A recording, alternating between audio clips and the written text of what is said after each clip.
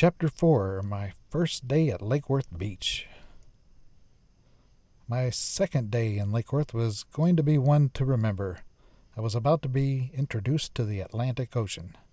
We got up at a more civilized time than was required by our pre-dawn fishing expedition yesterday, which gave me time to take in some of the morning wildlife activity going on around the cottage. I stepped outside to sample a virtual nature encyclopedia awaiting me in the miniature cottage yard and alley. Everything was drenched in morning dew, making it look like the whole area had been cleaned last night and was waiting for the sun to dry it. The bull ants caught my attention first.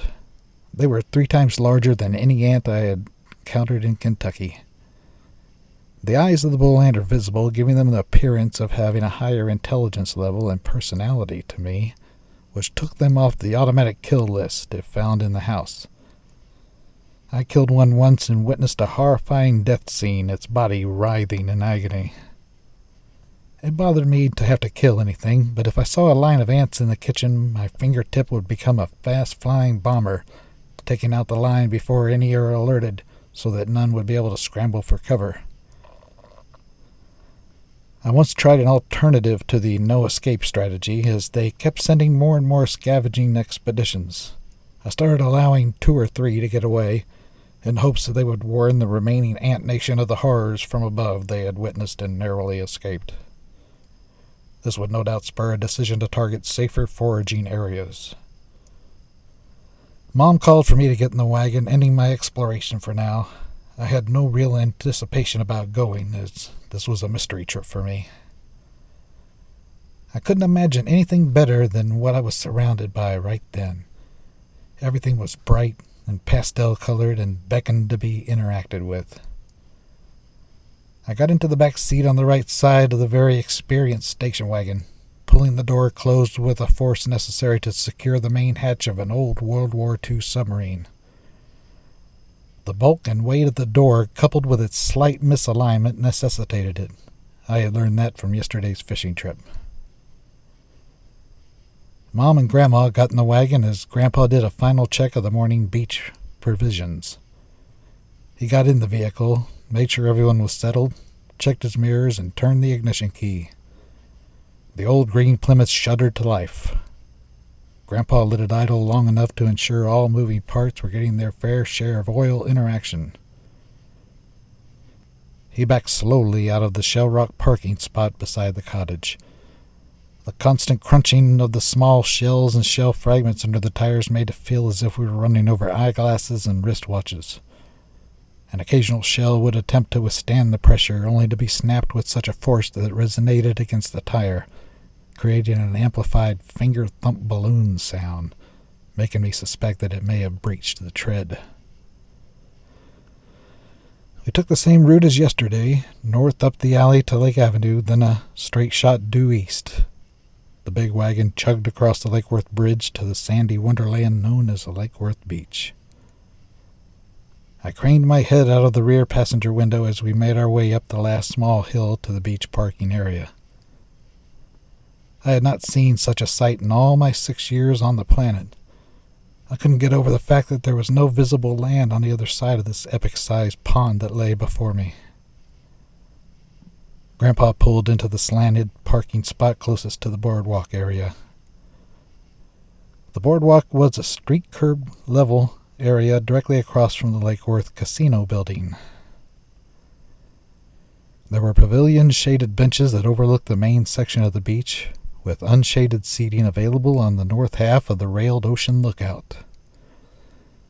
Pay telescopes that looked like anti-aircraft gun mounts were evenly distributed along the 100-yard concrete boardwalk. It also served as the bus stop for the beach. The visual highlight of the boardwalk was a large 5-foot circular clock tastefully mounted 20 feet in the air, sponsored by the First National Bank of Lake Worth. That clock came in handy for me because glancing at it from time to time helped me to realize how much fun I was having. Playing all day without looking at the time becomes a blurred recollection and puts blinders on one's time passage awareness. Everyone exited the vehicle and began coordinating the materials to be carried. Grandpa reached into a beach bag and pulled out a diving mask and placed it on my face. He adjusted the head strap of the mask an increment or two for a snug hold. He told me to spit in it and rinse it out right before I put the mask on to keep it from fogging up. We got a couple of rafts from the Raft Rental facility, a shed-sized booth conveniently located between the pier and big clock on the inside of the curb bordering the ocean side of the parking lot.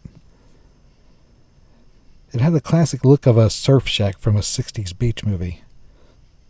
I was handed a raft of my own by the tan vendor. Its soft but resilient blue canvas contrasted with its thickly coated yellow rubberized ends.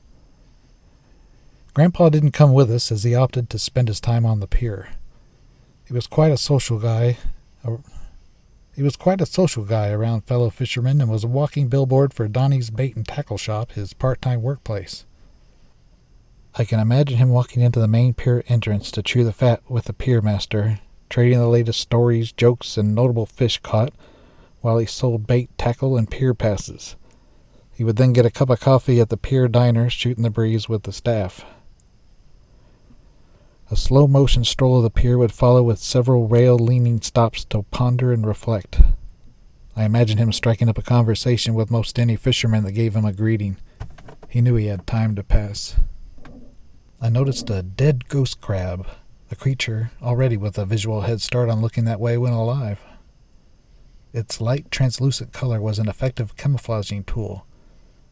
The ghost crab's ability to blend into the color of the sand is amazing, especially when a kid thinks he's looking into an empty dune, only to see one reveal its location by moving in a slow, creeping motion. The crab's coloring also makes it look like the shedding of a conventionally colored crab, an item recognized by predators in the area to be inedible.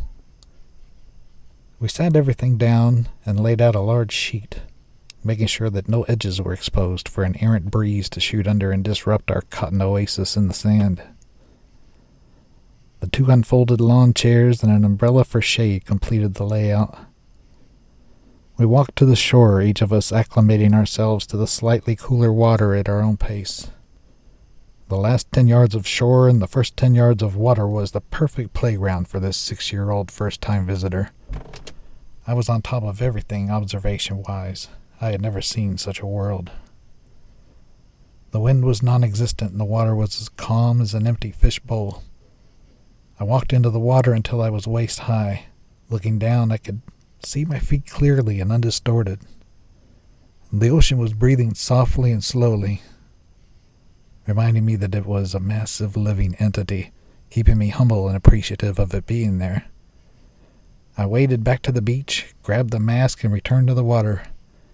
Hurriedly putting on the mask, I skipped the spitting instructions, figuring that it was just a ritual, or Grandpa was pulling my leg. I sank into the water and entered a new world. It was an amazing sight to see. Every grain of sand underwater might as well have been a jewel, as the bright, refracted sunlight danced on the shallow underwater sand, creating millions of varied Lilliputian gems. I remember at that very moment comparing it to the only other visual that came close, and that was the background for the opening credits to the TV show Family Affair, starring Brian Keith and Sebastian Cabot. The visual was kaleidoscoped footage of gleaming jewels filling the screen, slowly rotating. It was the prettiest thing I had ever seen up to the moment I saw the ocean floor for the first time. The theme song popped in my head every time I went underwater that day, and I didn't mind. I marveled at the fish swimming around my feet, moving with such grace and frenetic exactness, stealing kisses from my feet and shins. Did I have bugs on me that only they could see? For that possible reason, I welcomed their nibblings. They were silver-dollar-sized baby sand perch. Having seen the larger versions pulled from the water my first day in town, I also knew what they tasted like. Grandma was uneasy about the light pecking on her legs and feet by the fish she couldn't see, and for good reason. She had been fishing with Grandpa on the pier one day when she reeled in her bait to find a thin blue ribbon on her hook. She took the ribbon off with her fingers, which stuck to her where she had grabbed it. It also stung her like fire, assassinating the nerve endings in that area. She was holding the tentacle of a Portuguese man-o-war. The man-o-war is a unique jellyfish that evolution has given an awesome air bladder to float around with, complete with a sizable ridge at the top of the bubble to catch the ocean breezes. This allowed them to cover more ground as they looked to make contact with any small creature or fish with its nightmare-inspiring tentacles, stunning the fish and allowing the tentacles to contract, bringing the fish to the main body for consumption. She had a valid apprehension of the aquatic unknown. I told Grandma that she had nothing to fear and invited her to take a look.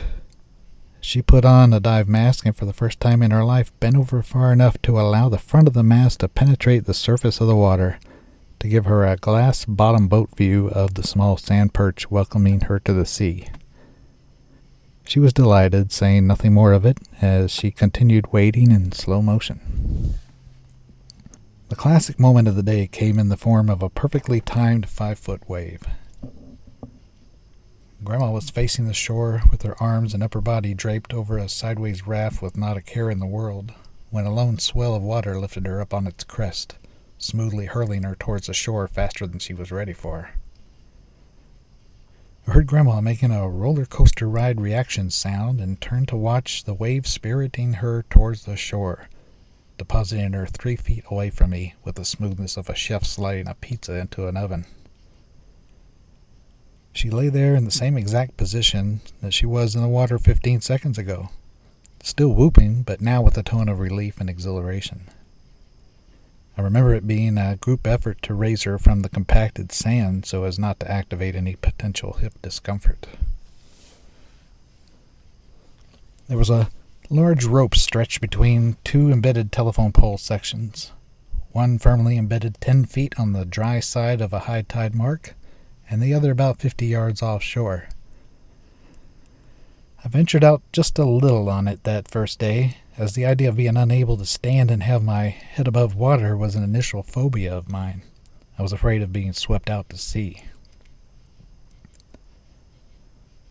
Only in my future visits to the beach did I discover what fun that rope could really be. It was when the ocean was churning that I enjoyed it the most. It was the days when waves were huge, sucking the first 25 feet of ocean away from the shore, making a 10-foot high wave and slamming you with it as you stand where you were just wading.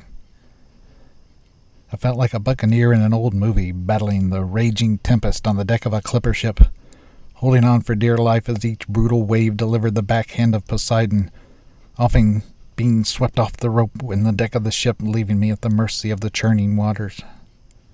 I might as well have been a solitary sock in a washing machine the way I was tossed around underwater.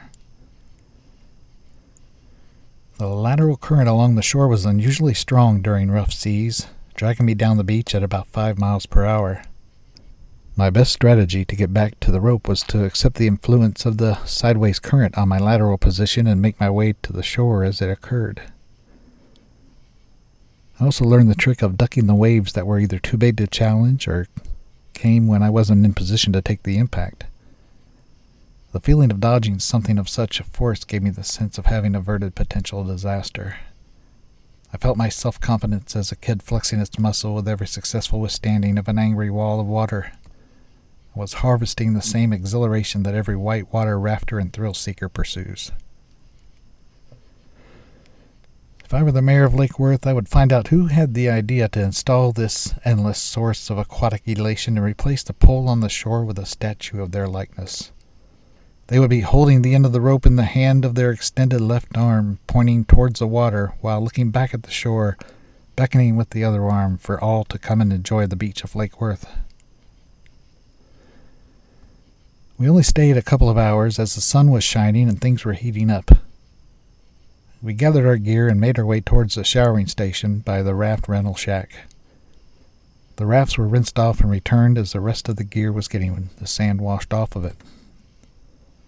The shower water was cool, but was made withstandable by the diffusing action of the shower head. The slow but short ride home was lengthened by hunger. We unloaded everything while Grandma went to make lunch. I took a wonderful shower after calibrating the water temperature to tenderly hasten the departure of the heat emanating from my Kentucky skin. I stood in the shower and felt my body temperature normalizing. I remained frozen in one position, directly under the shower head. The wonderful feeling of lukewarm water cascading off my head and down my back kept me in place like liquid netting. Grandma set a plate with a white bread sandwich constructed of thickly slabbed meatloaf before me with a side order of ridged potato chips. She knew that ketchup was my all-in-one condiment, and it was on the table next to a glass of grape Kool-Aid. The meatloaf was from 2 nights ago, the evening we came in late. Grandma's meatloaf improved with age, and it was never around long enough to determine how long before it went bad.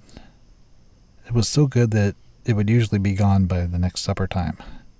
Everyone would hit it like covert catfish, snagging a piece while securing whatever refrigerated item was used as an excuse to get within striking distance of the enticing and vulnerable entree. That was one day I didn't mind having to take an afternoon nap. My mind replayed the highlights of the morning in slow motion as I dropped off the cliff of consciousness.